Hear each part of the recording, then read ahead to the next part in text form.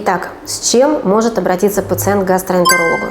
Пациент может прийти к гастроэнтерологу не только с типичными жалобами на изжогу, например, или ощущение комы после приема пищи, или иные симптомы диспепсии. Пациент может обратиться с теми жалобами, которые изначально могут никак не ассоциироваться с изжогой, например, с кашлем.